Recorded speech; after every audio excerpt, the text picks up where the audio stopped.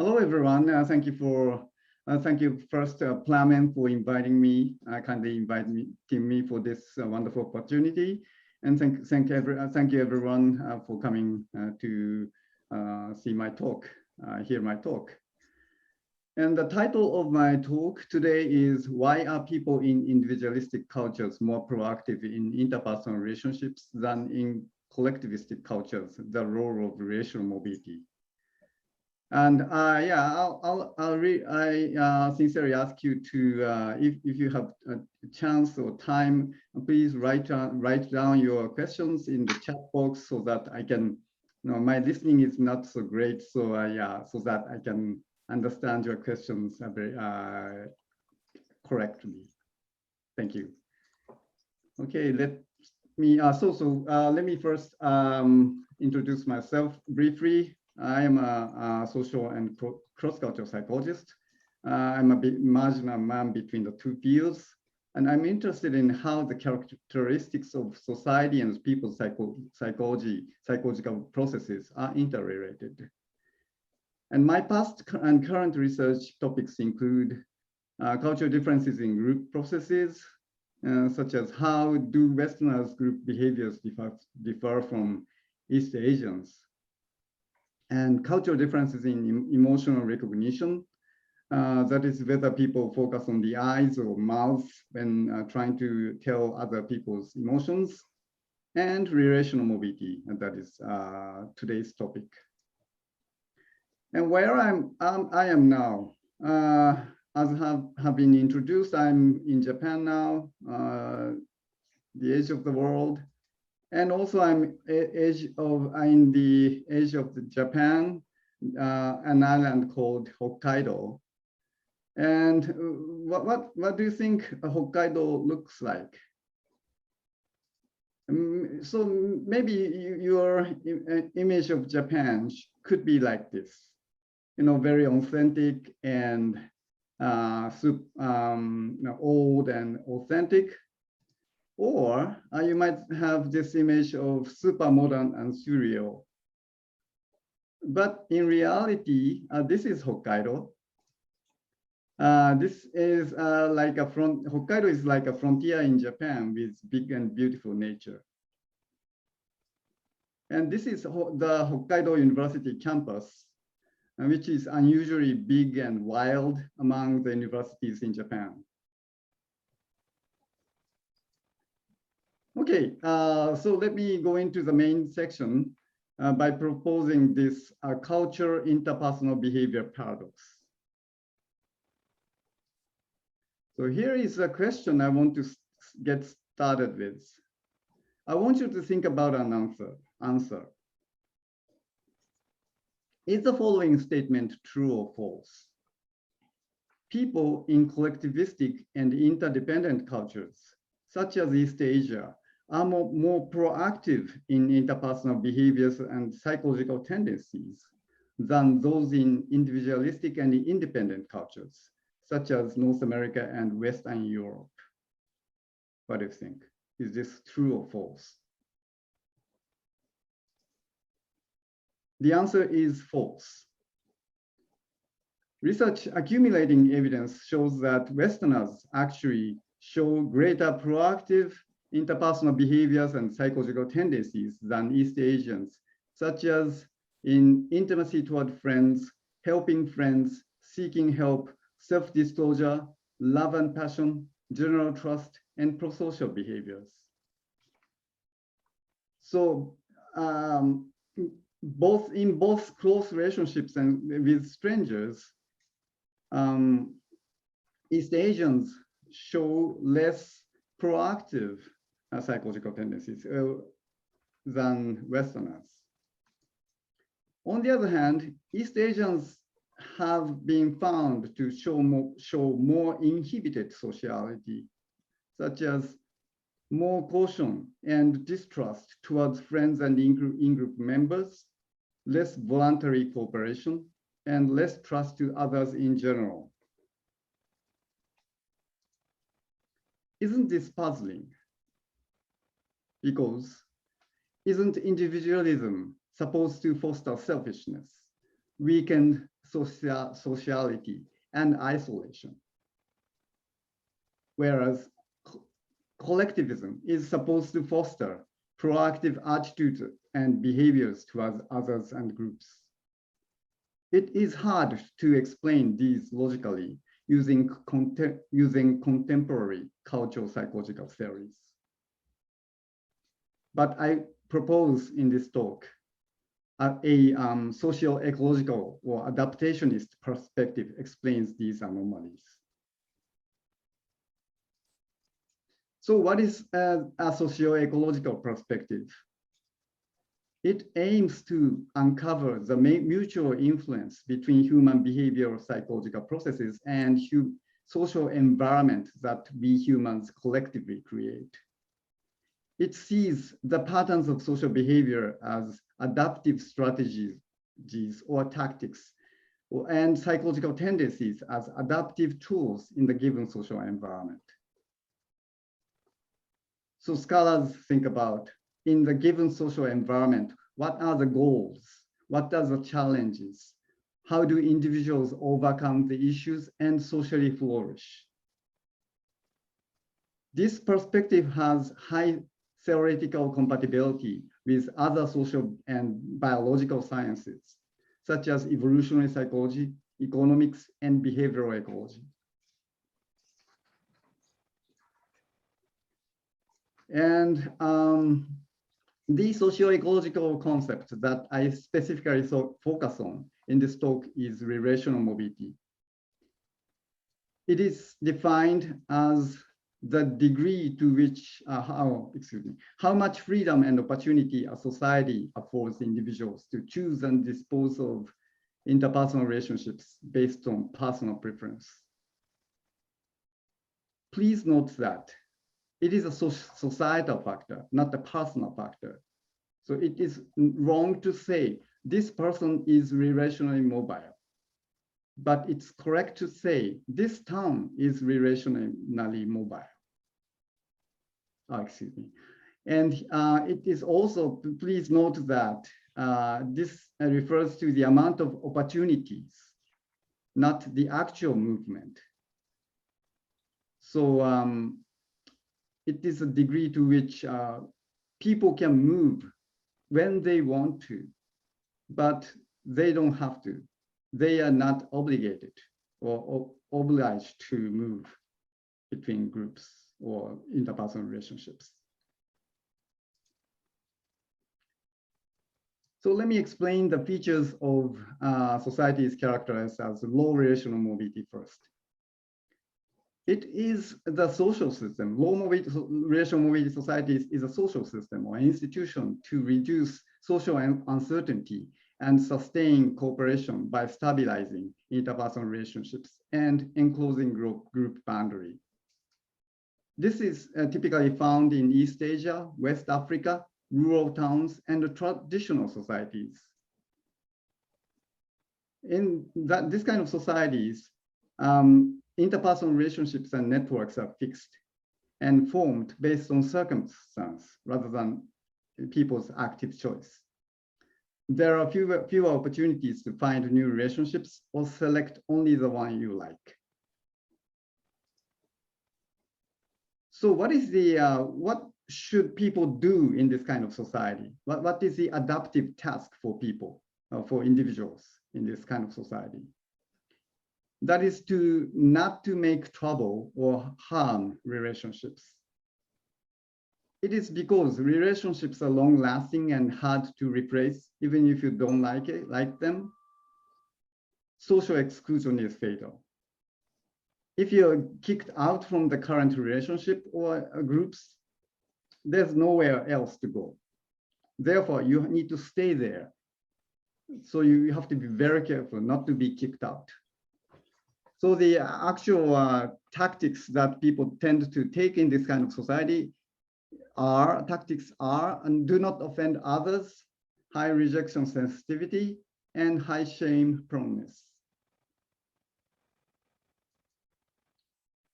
On the other hand, high relational mobility societies are the social systems or institutions to maximize opportunities to find and establish more beneficial social connections. This kind of societies is typically found in North America, Western Europe, cities, and the internet.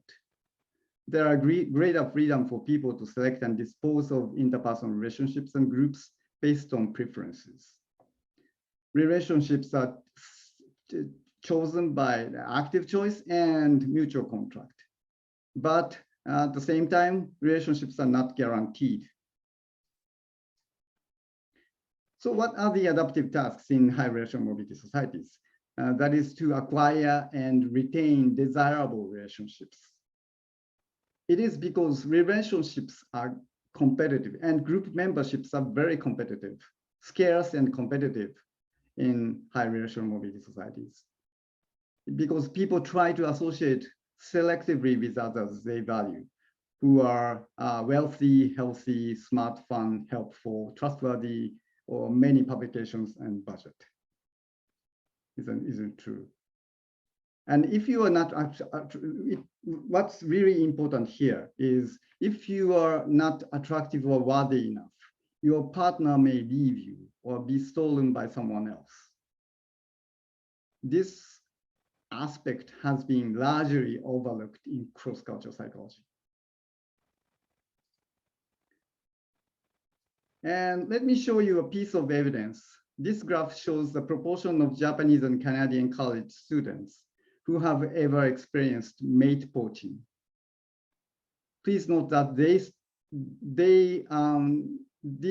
is not that they stole someone else's mate, but someone else stole their mate. Very sad experience. As you can see in the proportion of students whose mates were stolen by someone else is so much higher among Canadians than Japanese.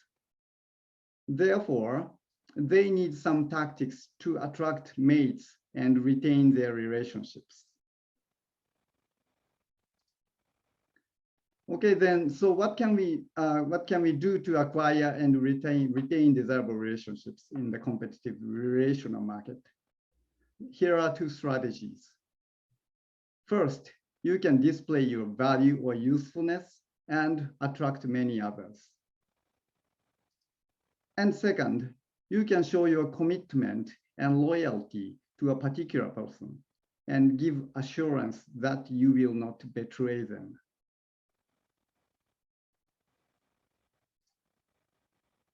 Consistent with this reasoning, studies including ours have shown that relational mobility statistically explains and mediates East-West differences in self-esteem and self-enhancement, self-promotion on social media, pursuit of uniqueness, empathy and helping, intimacy and helping, and self-disclosure, passion in romance, and gift-giving in couples. What's really important here is that all of these have relational functions. If you are high on these traits and behaviors, it's more likely for you to achieve and retain your valuable relationships and group memberships. And this is how we assess relational mobility in our studies.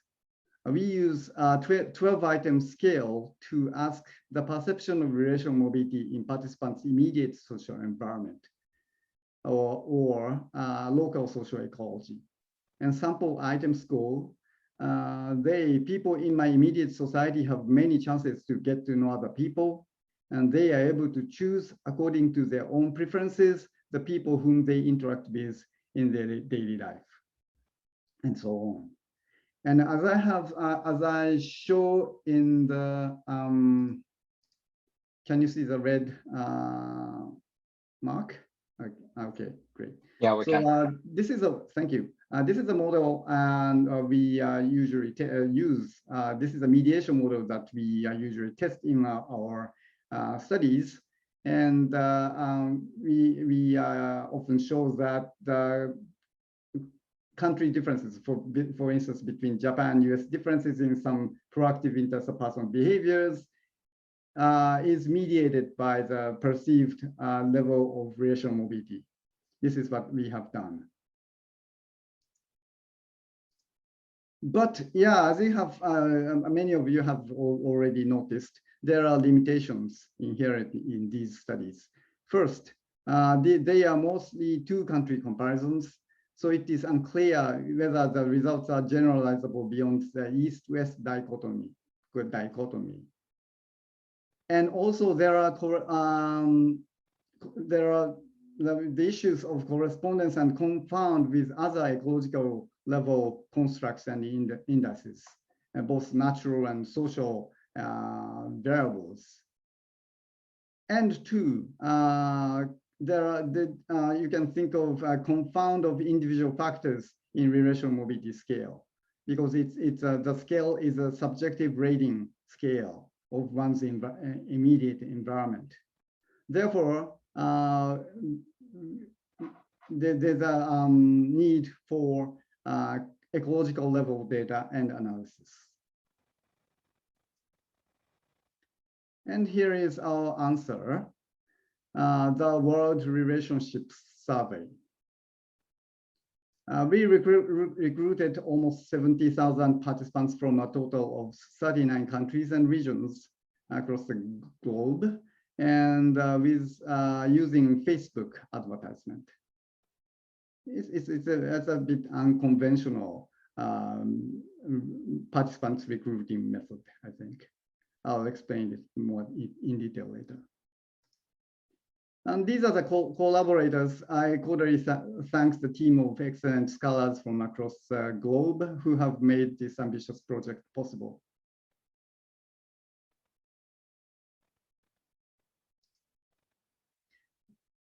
And here are the purposes of the study. First, to validate the relational mobility scale, its reliability, validity, and measurement invariance across countries. Two, to establish relational mobility country scores. And three, test ecological level associations with interpersonal strategies and psychological tendencies, distal ecological antecedents using multi-level analysis. And here is a model we tested in our paper. All right, so next, this is how we recruited participants. We created advertisements such as this to be displayed in users' Facebook wall. We paid, and we asked about Facebook to show these advertisements. And when a user was interested in the ad and click it, okay, they were led to this kind of survey landing page. In addition to the English version, we created the total of 21 language versions in which not only the language, but other cultural elements, such as characters, outfits, were adjusted to fit the cultural norms.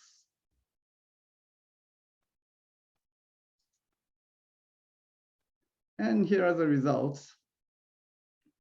First, we checked if the relational mobility scale had psychometric properties that were satisfactory enough for us to perform country-level analysis. And in summary, all the results were satisfactory, showing sufficient measurement invariance across countries, between country variability and reliability, within country agreement, and convergent validity.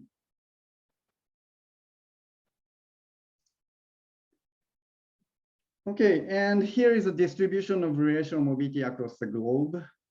As you can see, overall, red countries and regions colored in red are high in relational mobility, while countries and regions painted in blue low relational mobility countries and regions. And first, North American, European, and other English-speaking countries tended to score high on relational mobility. By contrast, East Asian, Southeast Asian, Middle Eastern, and North African countries and regions showed lower on the scale. Somewhat unexpected was Middle and South American countries. They had very high relational mobility as well.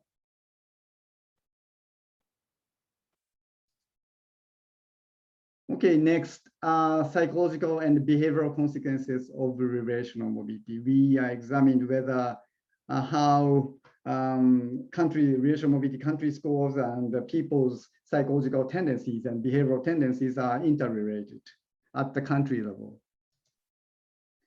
First, self-disclosure. We predicted that greater relational mobility would be associated with greater self-disclosure to friends, because self-disclosure is a proof of commitment. Telling one's secret only to a particular person means to voluntarily giving up one's incentive to betray or cheat them. So if you do this, the other party, your partner will trust you. Now, this is an excellent strategy. And yes, the results were perfectly in line with our prediction. We found a strong positive correlation between relational mobility score and self-disclosure means. And if you're interested, please look into look at the colors of the country names. Here, clustering here, Latin American countries. They are both high on relational mobility and self-disclosure. And also European countries painted in red here, very high on both dimensions. Whereas Asian countries colored in purple or violet, here left the bottom, meaning that they are low on both relational mobility and self-disclosure. And also the MENA countries, Middle East and the North African countries, bottom here. So we found a very clear positive correlation between the two factors. Next, intimacy. We predicted that the greater relational mobility would be associated with stronger intimacy toward a friend. It is because intimacy is a psychological tool to make one voluntarily committed to the relationship. If you like your friend, for instance, you voluntarily give up your own interest and help the person, which in turn makes the friend want to stay with you and solves a commitment problem. And yeah, that was true. We found also a significant correlation between relational mobility and intimacy. As you can see here, Latin American and European countries are here, whereas Japan, including Japan, and Asian countries, including Japan and Taiwan, Hong Kong, are bottom here, and MENA countries are in between. Next. And also we found the same patterns for social support provision and general trust. The higher the relational mobility, the higher the social support and general trust. And finally, it is somewhat out of the scope of this current storyline, but we expected that greater relational mobility would be associated with higher self-esteem among people who live there. It is because it leads to self-presentation with confidence, which is attractive to not everyone, but to many people, including those whom you have met for the first time. So if you are very confident presenter of yourself, the other party, the person you met may like you. And it is also because it enables high self-esteem, enables quick recovery from social rejection damage that frequently occurs in high relational mobility contexts.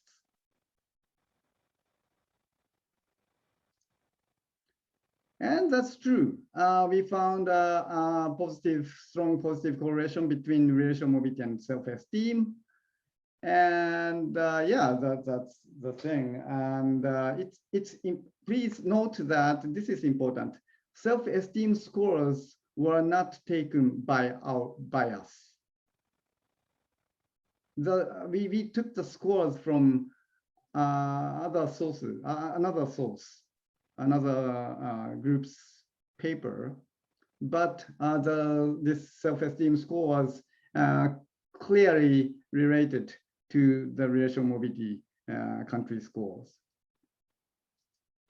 Okay, then finally, the antecedents of relational mobility, or what distal ecological factors may underlie relational mobility.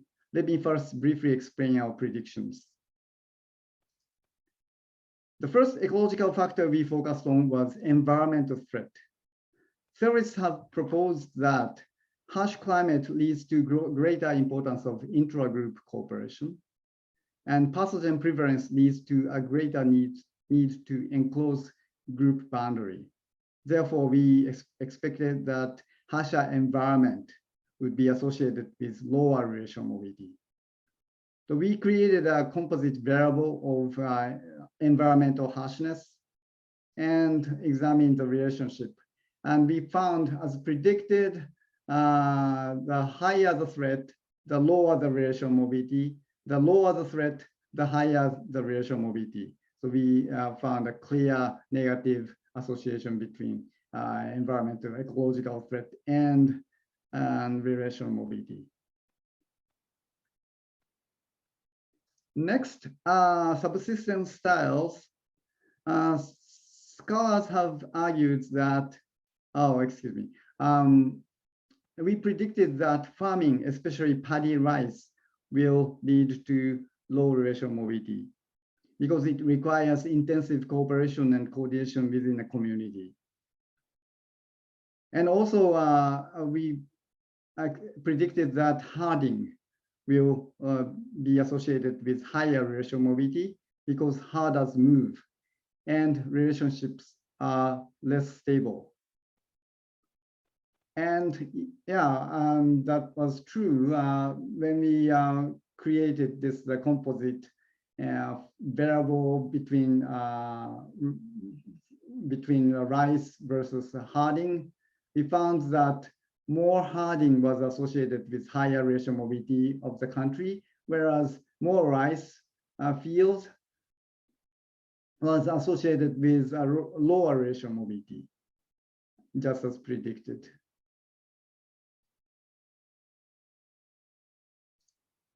So summary and discussion.